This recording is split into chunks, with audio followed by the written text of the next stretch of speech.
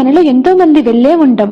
ఆవిడ చేసిన అద్భుతమైన త్యాగాలకు నిదర్శనంగా శ్రీ వెంకటేశ్వర స్వామికి వివాహం జరిపించే అవకాశం తనకు చిక్కింది.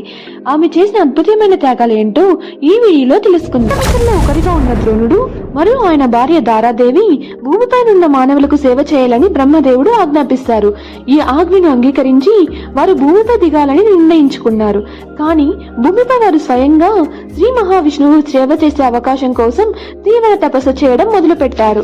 ద్రోణుడు భిక్షాటన కోసం వెళ్ళినప్పుడు దారాదేవి ఆశ్రమానికి ఒక వృద్ధ జంట మరియు ఒక చిన్న పిల్లవాడు వస్తాడు.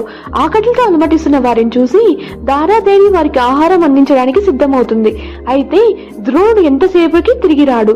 ఆమెకు వారిని ఆహారం ఎలా అందించాలని బాధపడుతూ ఇంతలో ఆ వృద్ధ జంట ఆగ్రహించి మీకు బ్రహ్మహత్య పాపం చుట్టుకుంటుందని చెప్పి శపించబోగా దారాదేవి పరుగున బజారుకెళ్లి సరుకులు కొనాలని నిర్ణయించుకుంటుంది. సొమ్ములను మళ్లీ వచ్చి చెల్లిస్తాను, దయచేసి సరుకులు ఇవ్వండి అని యజమానిని అడిగితే దారాదేవి ఎవరు, దారాదేవికి శ్రీనివాస కళ్యాణానికి సంబంధం ఏంటో తెలుసుకోవాలంటే నెక్స్ట్ పార్ట్ చూసేయండి.